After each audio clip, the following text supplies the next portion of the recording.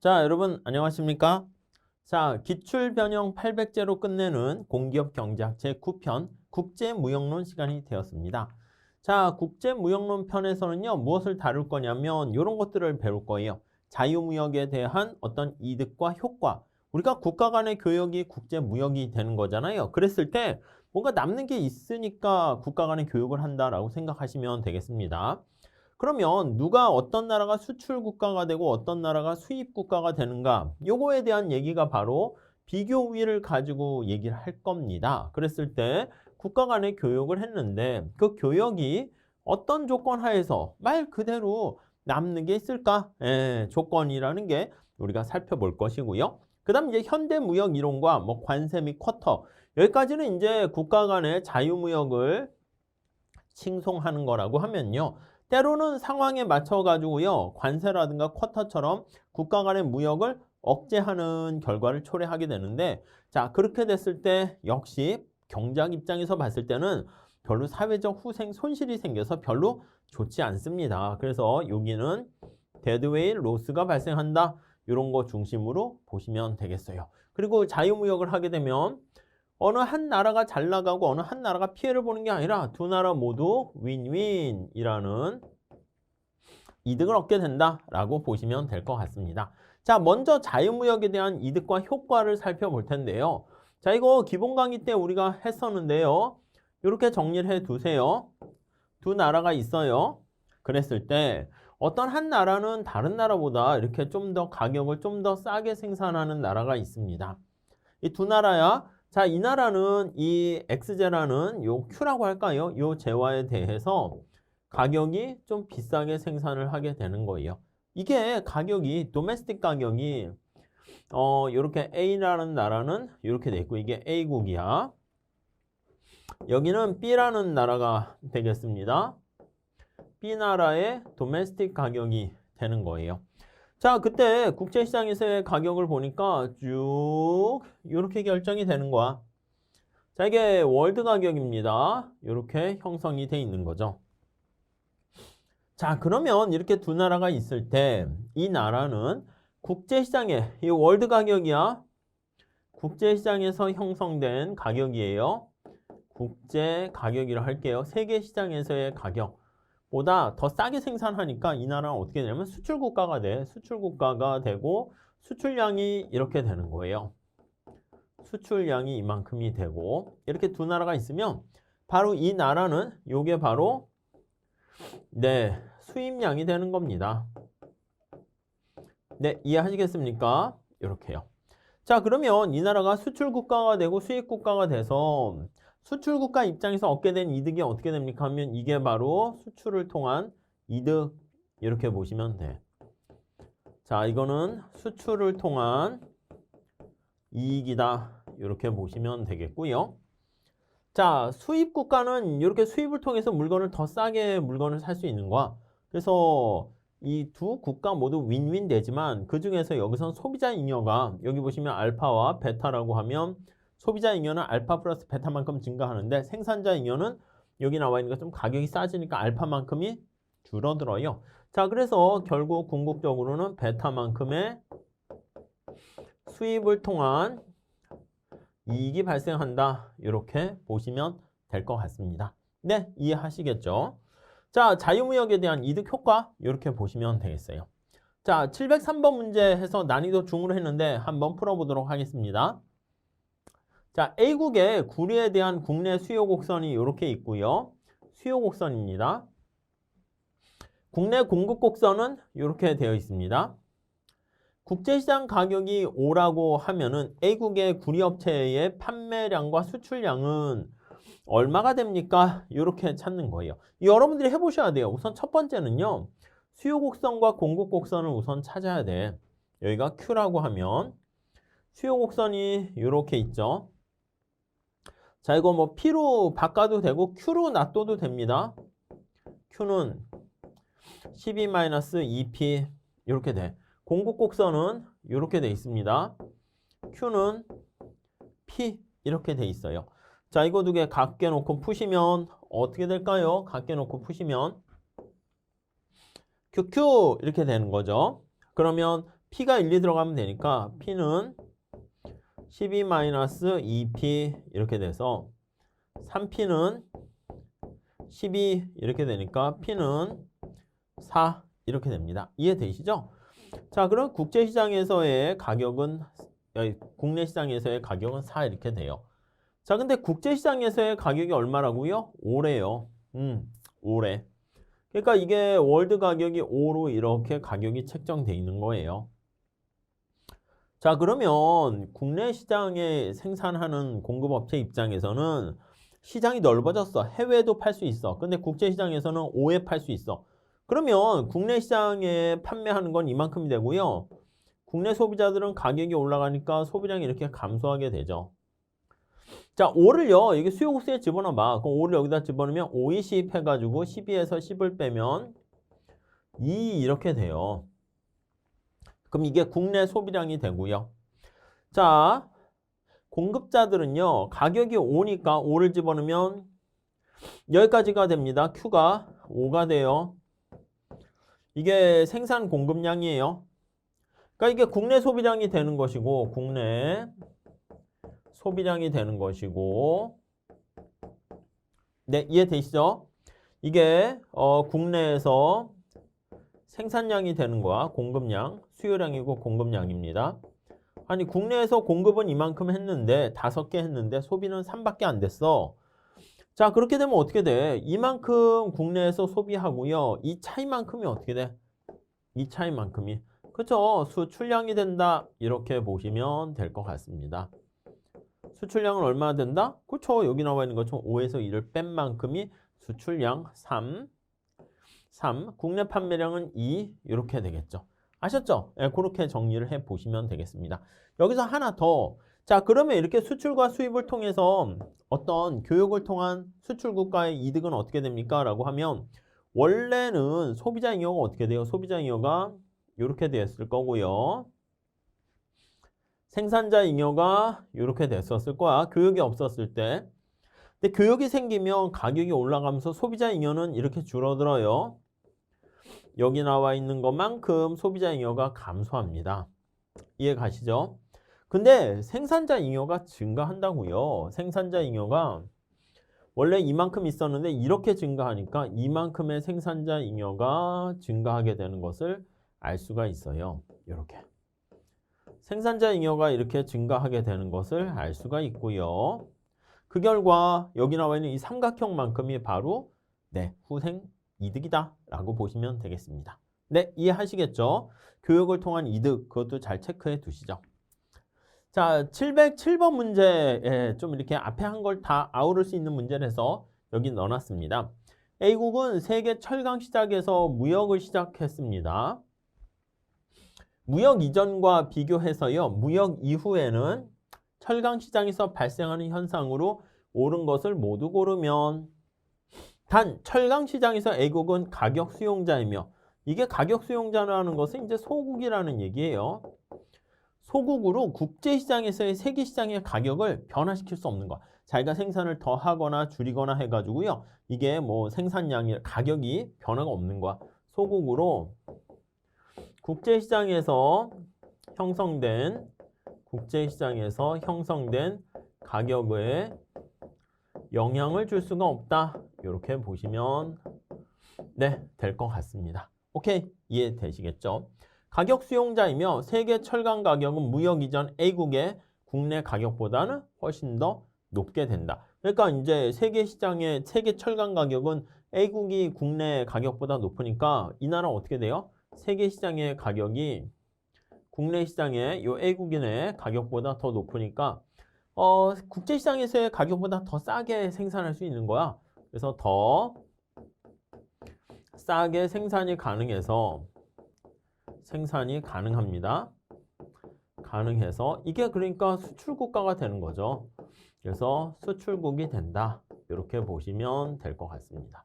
네, 이해하시겠죠?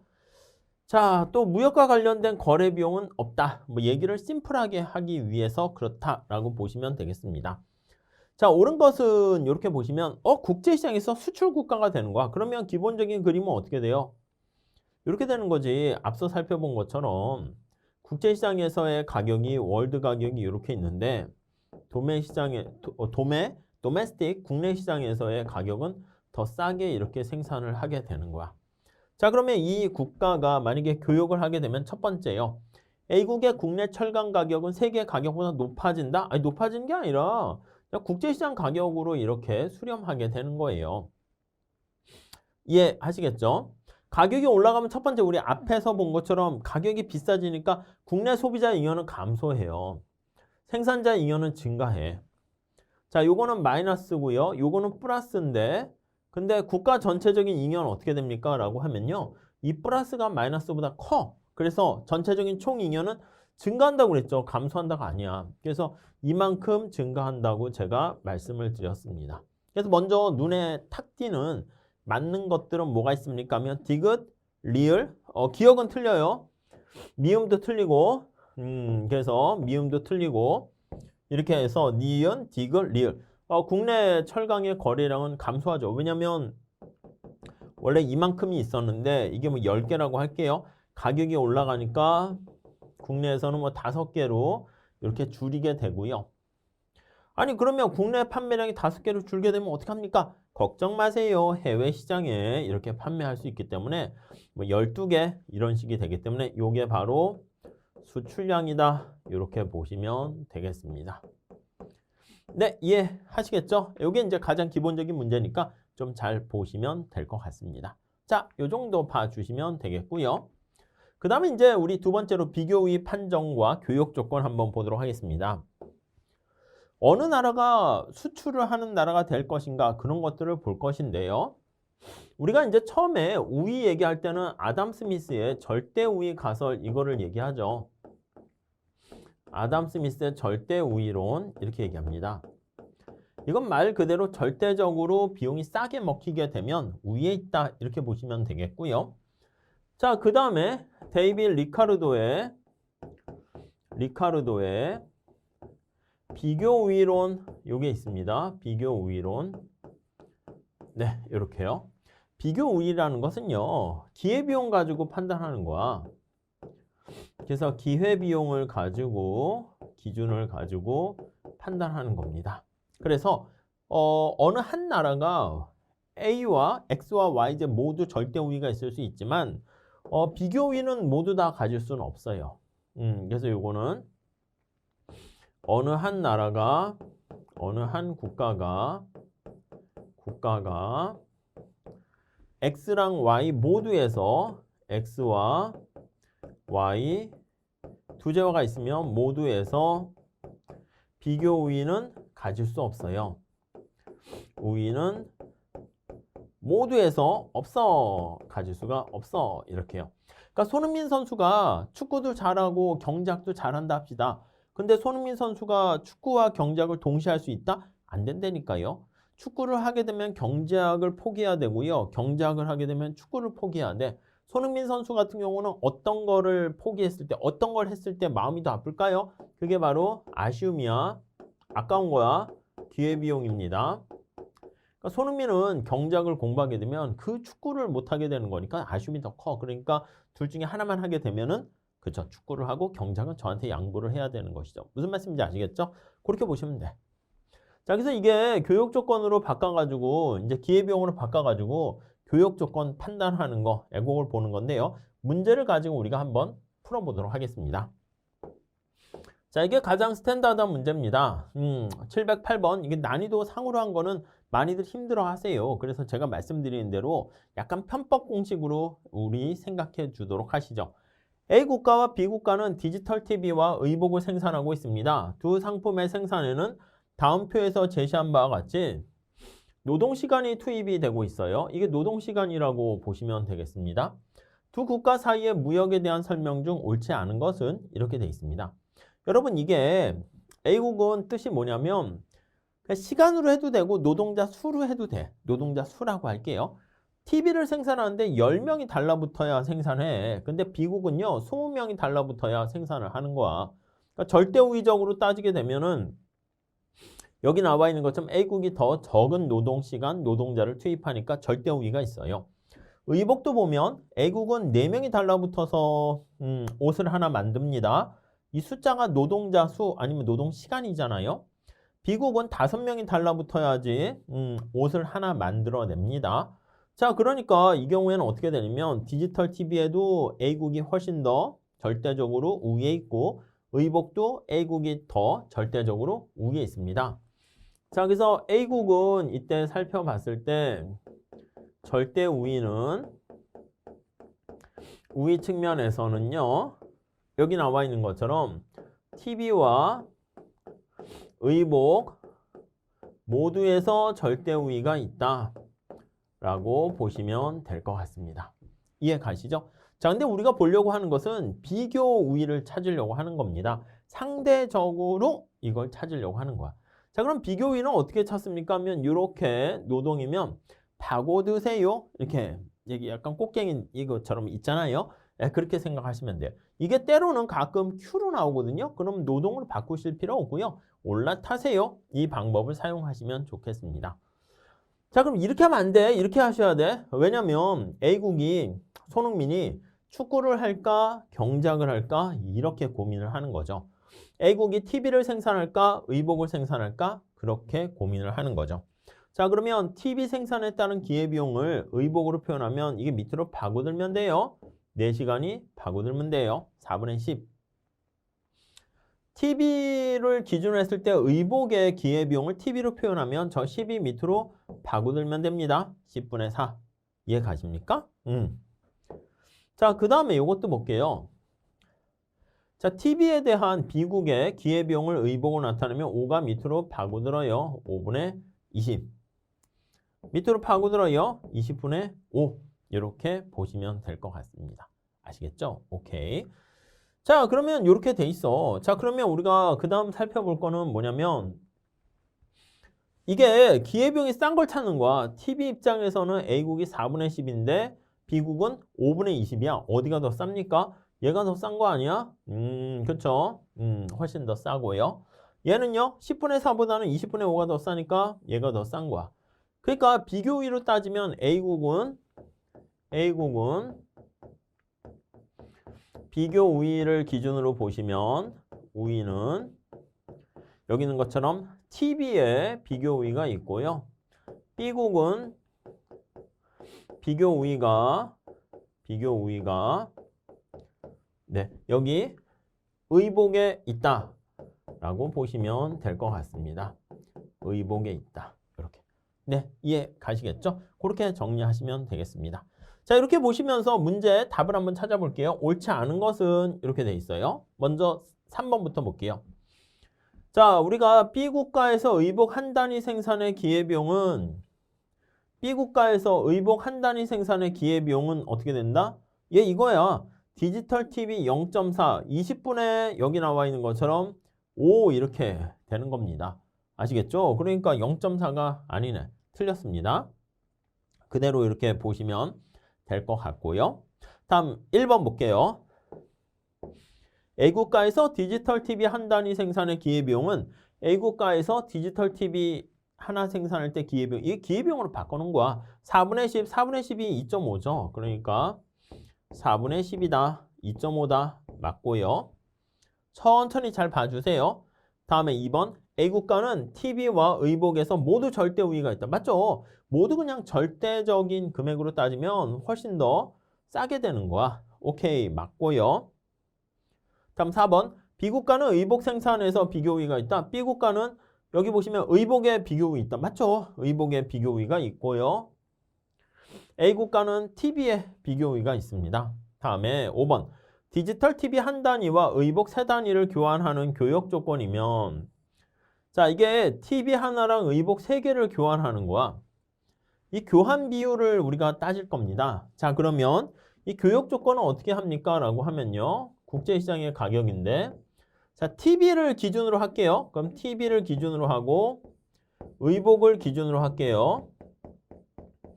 자, 그럼 의복으로 기준으로 해서 TV의 가격을 보는 건데 의복 3개랑 TV 하나랑 바꾸는 거죠. 그럼 TV의 가격은 의복으로 따지면 얼마야? 3. 이해 가십니까? 예, 이렇게 됩니다. 그래서 디지털 TV 한 단위와 의복 세 단위를 서로 이렇게 교환하는 교역 조건이 되면 양국은 무역에 참여할 것이다. 여기 보시면 이 TV가 관심이 되는 거잖아요. 자, 여기 한번 체크해 볼게요. 형광펜에서요. 자, TV가 관심이 있으면요. 지금 TV가 관심이야. TV가 관심. 그러면 TV가 관심이니까 이렇게 보시면 돼. 이건 몇 번 잘 보시고 기계적으로 체크해 주세요. TV가 관심이니까 요거야, TV. TV에 대한 교역 조건을 찾는다라고 하면요. 교역 조건은 여기 나와 있는 것처럼 이거요. 4분의 10과 5분의 20 사이. 4분의 10이니까 2.5와 2.5보다 크거나 같고 5분의 10이니까 5분의 20이니까 4잖아요. 4 사이에 위치하게 되면 맞습니다. 교역이 성립하게 됩니다. 교역을 하게 됩니다. 자, 그러니까 여기 나와 있는 것처럼 이렇게 두 나라 간의 교역 조건이 만약에 3이 되면 요 사이에 들어가게 되니까 두 나라는 교역한다. 이렇게 보시면 되겠어요. 아셨죠? 요거 문제 잘 천천히 보시고 이거를 한 여러 번 풀어보세요. 자꾸만 이것저것 풀지 마시고 이걸 잘 풀어보시는 게 굉장히 중요합니다. 자, 이거 709번 문제 똑같은 문제인데요. 한번 체크 좀 한번 해보도록 할게요. 난이도 중 해놨는데요. 조금만 보시면 돼. 생산 요소가 노동 하나뿐인 A와 B는 쇠고기와 의류만을 생산하고 있습니다. 소고기 한 단위와 의류 한 단위 생산에 필요한 노동 투입량이 이것도 역시 L입니다. 노동 투입량이 다음과 같이 있을 때 무역이 발생하기 위한 의류에 대한 쇠고기의 상대 가격을 구하세요. 이렇게 나와 있습니다. 관심사가 소고기입니다. 자, 우선 첫 번째 파고드세요 원리를 이용해서요. 기회비용으로 바꿔주셔야 됩니다.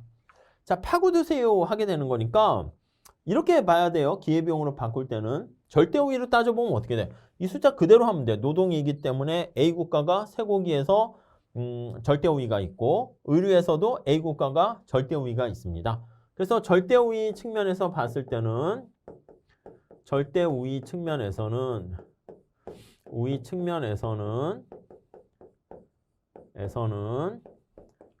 A국가가 모두 절대우위가 있어요. A국가가 여기 보시면 소고기와 의류 모두 절대우위가 있다.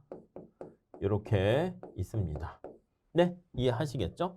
자, 근데 우리가 이제 보려고 하는 것은 뭐냐면 이제 비교우위 측면에서 얘기하는 거야.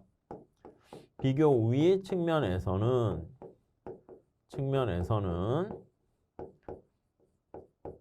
자, 비교우위 측면에서는 어떻게 된다? 맞습니다. 기회비용으로 바꿔야 돼. 이렇게 하면 안 돼요. 그러면 쇠고기가 A, B 생산하는 거니까 A 국가가 쇠고기 생산할까 의류 생산할까 이렇게 되는 것이고 파고드세요. 그러니까 이게 2가 밑으로 파고들면 돼요. 그리고 왜 그런지는 제가 기본 강의 때 또 말씀 계속 드렸으니까 어려운 건 아니지만 뭐 알고 계시려 봐요. 1이 밑으로 파고들면 돼요. 이렇게. 자, 그 다음에 여기도 마찬가지입니다. B국가에서 소고기 한 단위에 대한 기회비용을 의류로 나타내면 3이 밑으로 파고들면 되고요. 6이 밑으로 파고들면 되겠습니다. 자, 이렇게 하면은 우리가 기회비용은 이 숫자가 작은 게 기회비용이 훨씬 더 싼 거니까 비교우위가 있는 거죠. 자, 쇠고기 입장에선 3분의 6보다 2분의 1이 싸니까 이게 비교우위가 있고요. 얘는 6분의 3이 비교우위가 있게 됩니다. 자, 이런 상황이 되었을 때 지금 앞에서 살펴본 것처럼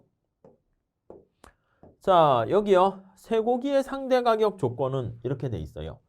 자, 관심사가 쇠고기야, 쇠고기.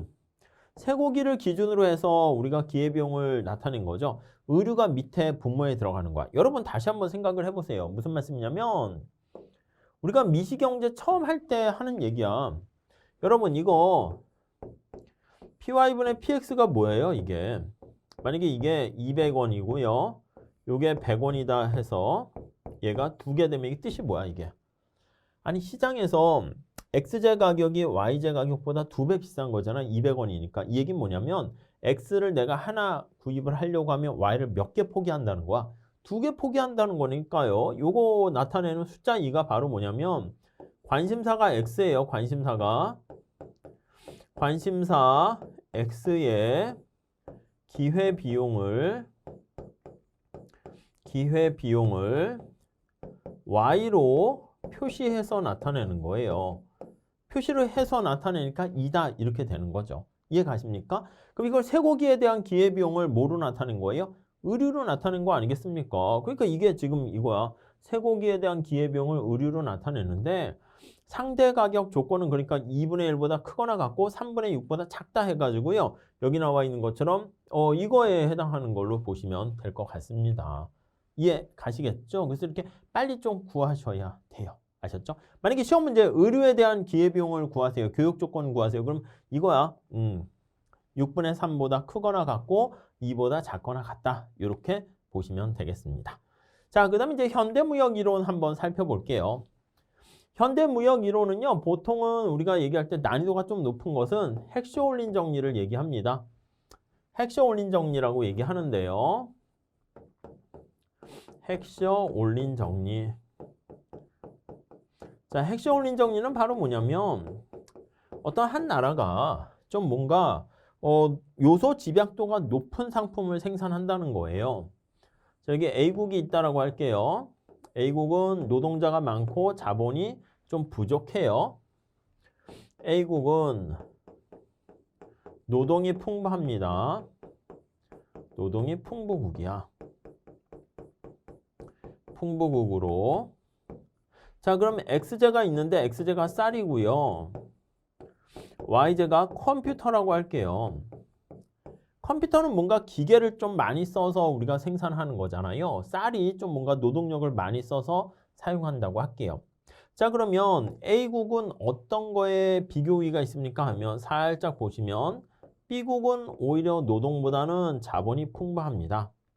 그럼 A국은 노동이 풍부한 나라이기 때문에 X제를 수출합니다. 비교 우위가 있고. 그러니까 우리가 앞에서 비교 우위 얘기를 했습니다. 야, 근데 왜 그 나라는 비교 우위를 갖고 있어? 기회비용이 더 싸? 이렇게 얘기하면 이유는 모르겠어. 그렇대. 이렇게 하는 건데 핵쇼올린 정리는 비교 우위의 원천을 조금 더 이렇게 설명할 수 있게 된 거야. 그래서 비교 우위론의 원천을 설명을 하게 되는 것이죠. 그게 노동이 풍부한 나라는 노동을 집약적으로 사용하는 재화인 쌀에 비교 우위가 있다. 그래서 A국은 X제를 수출하게 된다. 뭐 이런 정도로 봐주시면 될 것 같습니다. 오케이? 이해되십니까?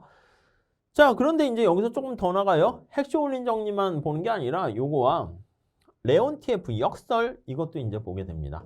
뭘 얘기하냐면 자, 레온티에프가 실증 연구를 해본 거야. 그래서 미국 같은 경우는 자본과 노동 중에서 뭐가 더 풍부한 것 같아요? 미국은 당연히 자본이 풍부하다 이렇게 생각을 했어요. 근데 미국이 쌀을 X제를 수출하는 거야. X제인 쌀을 수출한다 합시다. 실제로 보니까. 이게 뭐지? 이렇게요. 아니, 우리가 핵쇼올린 정리에 따르면 미국은 자본이 풍부한 나라이기 때문에 자본 집약적인 재화인 컴퓨터를 수출해야 되는데 오히려 컴퓨터를 수출하지 않고 쌀을 수출하게 되는 거야. 아니, 왜 이런 일이 발생했지? 이렇게 생각을 하게 되는 것이죠. 자, 그래서 우리가 이제 내린 결론은 뭐냐라고 하면 이게 말이야. 미국이 노동보다는 자본이 풍부하지만 노동의 생산성까지 고려하게 되면은 노동 풍부국이다. 그렇게 볼 수 있겠구나. 이렇게 본다는 것이죠. 네, 이해하시겠죠? 그 정도 정리하시면 되겠습니다. 자, 그 다음에 이제 여기서 이제 하나 정도 더 하게 되면 자, 산업 간 무역과 산업 내 무역이 있습니다. 산업 내 무역. 산업 내 무역이라는 것은 우리가 산업 간 무역이라는 것은 뭐야? 자동차 산업과 농업 뭐 이런 것들 우리가 보통 얘기하는데 쌀 이렇게 생각하는데 그게 아니라 산업 내 무역은 같은 자동차 산업이라도 우리나라가 독일하고도 같이 자동차 산업에서도 수출과 수입을 하잖아. 우리가 이제 뭐 트럭 같은 거 수출하거나 그러면 뭐 고급 세단 같은 거는 뭐 독일에서 수입하기도 하고 뭐 그렇게 되는 거니까 산업 내에서 이렇게 수출 수입하게 되는 거 그거를 알 수가 있겠습니다. 아셨죠? 그래서 이제 앞에 나와 있는 핵쇼올린 정리가 출제되거나 아니면은 산업 내 무역에 좀 초점을 맞춰서 보세요. 난이도 중으로 해놨는데 산업 간 무역은 앞에서 얘기한 것처럼 자동차와 자동차와 쌀 간에 이렇게 수출하는 거야. 산업 간. 이렇게 인더스트리 이렇게 되고 산업 내는요.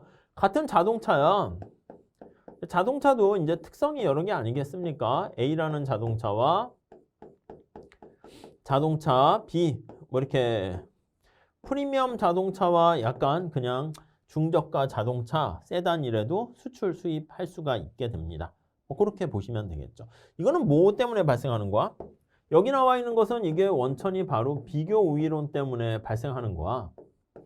비교 우위, 기회비용 가지고 보는 거고 여기 산업 간 이렇게 나타내는 것은 이거는 약간 비교 우위보다는 제품에 대한 특성과 관련된 차별화 이런 걸 가지고 얘기를 하게 되는 것이죠. 네, 이해하시겠죠? 그 정도 보시면 돼요. 뭐 규모의 경제라든가 우리가 얘기하는 독점적 경쟁 시장 있잖아요. 그거와 관련된 걸로 보시면 되겠어요. 자, 그래서 여기 한번 볼게요. 산업 간 무역과 달리 산업 내 무역은 틀린 거예요. 자, 무역의 이익이 발생하지 않는다? 아니죠. 우리나라가 독일하고 수출과 수입한다고 해서 같은 자동차를 사고 판다 해서 둘 다 날아가는 게 아니라 둘 다 이득입니다. 그래서 발생합니다. 발생시키지 않는다가 아닙니다. 네, 이렇게 보시고요. 다음에 1번. 국가 간의 노동 생산성의 차이는 그래요. 노동 생산성의 차이가 바로 비교 우위의 원천이 되고요. 이러한 비교 우위에 따라서 산업 간 무역이 발생한다라고 보시면 되겠습니다. 다음 국가 간의 요소 부존도의 차이는 이게 뭐예요? 핵쇼 올린 정리. 핵쇼 이렇게 써야 될까? 핵쇼 올린 정리. 이거에 따르면 우리가 앞에서 말씀드린 것처럼 야 노동이 풍부하냐 자본이 풍부하냐 그거에 따라서 결과가 달라진다. 이렇게 보시면 될 것 같고요. 다음 3번 제품의 차별화. 맞죠? 제품 차별화와 규모의 경제는 산업 내 무역을 발생시킨다. 맞습니다. 산업 내 무역은 선진국과 후진국 간의 무역보다는 맞아요. 여기 나와 있는 비교 우위론의 원리에 따라서 요거 얘기하는 것은 선진국과 후진국 간의 어떤 교역과 관련한 얘기 이렇게 보시면 되는데 여기 산업 간 무역은요. 우리가 지금 얘기한 것처럼 독일도 선진국, 우리나라도 선진국. 그러니까 선진국끼리 교역을 하는 것이다. 이렇게 보시면 될 것 같습니다. 아시겠죠? 오케이. 그렇게 보시면 되겠습니다. 5번이 틀렸습니다. 자, 그 다음 이제 관세와 쿼터 이렇게 해서 한번 살펴보도록 하겠습니다. 자, 우선 기본적으로 관세는요. 수입제에다가 텍스를 부과하는 거예요. 수입품에 국경을 넘어갈 때 텍스를 부과하게 되는 거예요. 부과로. 자, 그러면 우리가 세금을 때리게 되면 어떻게 돼요? 수입품 가격이 비싸지겠죠? 수입제 가격이 상승 이렇게 하게 되는 걸 알 수가 있습니다. 네, 이해 가세요? 자, 그럼 여기다가 살짝 그래프를 하나 그리게 되면 자, 여기가 수요고요. 여기가 공급이고요. 이렇게 있어요. 이 나라가 이렇게 해가지고 국제시장 가격에서 수입을 하고 있었습니다. 수입 물량이 여기서부터 이렇게 돼요. 5가 되고 15라고 할게요. 자, 그런데 여기에서요. 세금을 때렸어요. 이렇게 텍스를 때렸습니다. 이렇게 때리면 국제시장의 가격에다가 텍스만큼 이렇게 부과를 하게 되는 거야. 자, 그러면 여기 나와 있는 것처럼 얘가 7 수입량이 줄어들어. 이렇게 뭐 12 이렇게요. 수입이 감소해. 그래서 여기 보시면 기본적으로 가격이 올라가니까 국내 생산량은 증가하는 거죠. 국내 생산량은 증가해요. 근데 이게 수입 국가라는 거, 수입 제품이라는 거 아시죠? 국제시장 가격보다 국내 가격이 훨씬 더 높으니까 국제시장이 가격이 낮기 때문에 그래서 이 경우는 수입 국가를 얘기하는 거예요. 자, 그런데 여기 나와 있는 것처럼 가격이 올라가니까 국내의 소비량은 감소합니다. 소비량이 감소하고 그러니까 수입의 크기도 줄어드는 것이죠. 자, 이 차이가 수입의 크기입니다. 여기에서부터 여기 이 차이가 수입의 크기야. 수입의 크기. 그렇죠? 수입의 크기. 이렇게 돼 있습니다. 자, 우리 관세 부과의 여러 가지 효과들 중에서 먼저 첫 번째 보시면 수입의 크기에다가 요 텍스를 곱한 요게 바로 관세 수입이 되는 거예요. 요게 관세 수입. 자, 그리고요. 관세도 텍스잖아. 관세를 부과하게 되면요. 그러면 당연히 사회적 후생 손실이 생깁니다. 우리 조세 부과하게 되면 거래량이 위축되잖아. 수입을 더 많이 할 수 있는데 수입이 줄어든다니까. 그래서 발생하는 게 사회적 후생 손실이야. 여기 나와 있는 것처럼 이게 사회적 후생 손실입니다. 여기 나와 있는 게 바로 사회적 후생 손실이야. 이게 데드웨일 로스다. 이렇게 보시면 되겠습니다. 네, 이해하시죠? 요거 계산하는 문제가 자주 또 출제되니까 소비자 잉여는 당연히 감소하고요. 요거 뭐 알파, 베타, 뭐 A, B, C, D 이렇게 해서 보셔도 되고 소비자 잉여는 요거만큼 감소하는데 생산자 잉여가 증가하고 정비 잉여 증가하는데 여기 나와 있는 보라색깔 양 끝에 날개만큼에 해당하는 게 바로 사회적 후생 손실이다. 이렇게 보시면 되겠습니다. 자, 그래서 721번 난이도 상 해놨습니다. 이게 이제 박스형 문제인데다가 이렇게 복잡해서 난이도 상인데 좀만 천천히 하시면 할만해요. 자, 소규모 개방 경제입니다. 그렇기 때문에 이거는 소규모 경제이기 때문에 국제시장의 가격에 영향을 미치지 못한다. 이렇게 보시면 될 것 같아요. 자, 개방 경제에서 국내 생산자들을 보호하기 위해서 Y제 수입에 대해서 관세를 부과한다고 할게요. 관세를 부과할 때 다음 중 옳은 것을 모두 고르면 이렇게 나와 있습니다. Y제에 대한 국내 수요는 우하향하고 국내 공급은 우상향한다. 이렇게 되어 있습니다. 자, Y제를 수입하는 거야. 자, 우선 앞에 여기 나와 있는 거 요거처럼요. 국내 생산 증가, 소비량 감소 이렇게 한번 생각을 해보도록 하겠습니다. 답은 이렇게 나와 있어요. 뭐 쉽게 알 수 있습니다. 니은과 디귿이 맞는데 기억 볼게요. 국내 생산이 감소한다? 여러분 관세 부과하게 되면 어떻게 됩니까? 여기 보시면 국내 생산은 어떻게 돼? 증가한다고 얘기했죠. 그러니까 틀렸어요. 국내 소비자 잉여는 감소한다? 맞죠? 왜요? 아니 관세를 부과해서 국내에서 들어오는 가격이 올라간다니까? 여기 보세요. 소비자가 지불하는 가격이 이거였었는데 가격이 비싸지니까 국내 소비량이 줄어들고 소비자 잉여 감소하는 거 알 수 있어요. 국내 생산자는 잉여가 증가한다? 맞죠? 당연히 높은 가격에 물건을 팔 수 있으니까 국내 생산자는 잉여가 증가한다. 이렇게 보시면 되겠고요. 다음 리을 Y제에 대한 수요 공급의 가격 탄력성이 낮을수록 그 해설에 보시면 나와 있는데 가격 탄력성이 낮다라고 하면요. 경제적 손실이 커진다가 아니라 여기 보세요. 가격 탄력성이 커질수록 이렇게 볼게요. 좀 진한 색깔로 한번 해봅시다. 형광펜으로 합시다.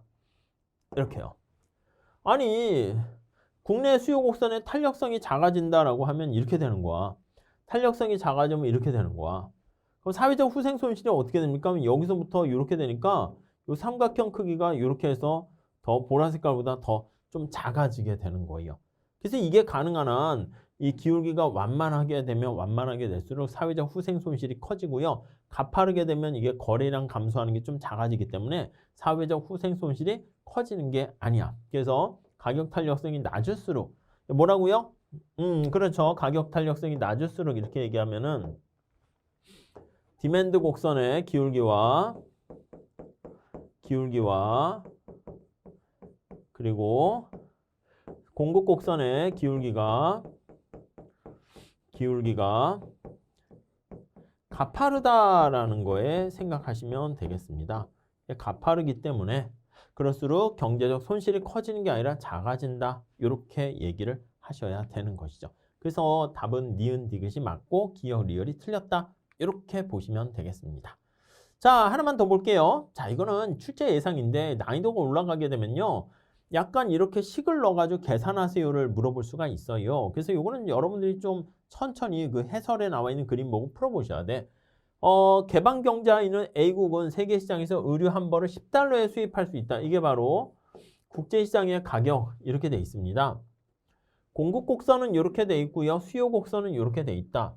의류 한 벌당 5달러의 관세를 부과했습니다. 텍스를 부과할 때 사회적 후생 순손실은 얼마입니까? 이렇게 된다는 거야. 자, 우선 기본적인 그림이 되는 뼈대만 잘 그려볼게요. 자, Q가 되고요. 수요 곡선이고요. 공급 곡선입니다. 이거 그대로 하셔야죠. 공급 곡선 이게 Q야, QS야. 이게 Q니까 저기는 50 플러스 5P, P로 바꿔주셔도 되고요. 자, 수요 곡선은 어떻게 됩니까? 이게 곡선이 변하면 P로 바꿔가지고 해야 되는데 그렇지 않을 땐 이렇게 놔두셔도 상관없어. QD, 디맨드의 수요량입니다. 450 마이너스 15 P 이렇게 돼 있습니다. 자, 지금 현재 국제시장의 가격이 이거보다 좀 낮다라고 해요. 그래서 여기가 10이라고 보시면 되겠습니다. 그래서 국제시장의 가격은 10 이렇게 되어 있는 상황이고요. 자, 이때 여기에서 어떻게 됐다?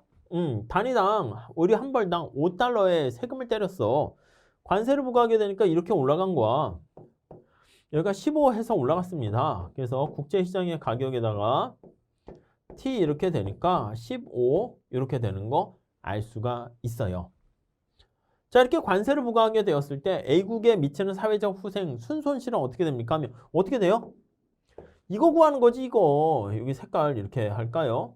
이게 순손실이 되는 거잖아, 요거. 면적을 구해야 돼. 이건 여러분들이 해보셔야 돼요. 요거. 이렇게요. 그리고 이제 여기에 나와 있는 관세 수입은 어떻게 됩니까? 관세 수입은 여기 보시면 관세 수입은 이거죠. 이게 관세 수입이야. 이렇게. 수입량에다가 여기 5를 곱하면 되겠죠. 이건 여러분들이 한번 해보세요. 아셨죠? 이거 뭐 제가 구할 건 아니고요. 그러니까 10을 여기다 넣어야지. 10을 여기다 집어넣으면 10 집어넣으면 어떻게 돼요? 수량은, 공급량은. 10 집어넣으면 50이잖아. 이게 100 아니겠습니까? 100 이렇게 되고요. 여기다 10을 집어넣어. 그럼 450에서 150을 빼면 어떻게 되겠어요? 300입니까? 300 이렇게 될 거야. 그럼 역시 마찬가지야. 이거 15 이렇게 되니까 15를 여기다 집어넣어야겠죠. 그래서 요거 값하고 요거 값해서 삼각형 면적 따로따로 구하시게 되면은 이렇게 250달러 이렇게 나오는 거 알 수가 있겠습니다. 자, 그렇게 정리하시면 될 것 같아요. 자, 그래서 이 정도 잘 보시고요. 보통은 난이도가 이제 올라가게 되면 관세 부과하는 거 말고 이제 보조금 부과하는 것도 물어볼 수 있는데 아직 우리 시험에서는 거기까지는 나오긴 좀 그래요. 그러니까 이 관세 부과하는 것만 잘 보시고 관세 수입과 사회적 후생 손실 잘 정리하시면 될 것 같습니다. 아셨죠? 자, 이렇게 정리하도록 하시죠.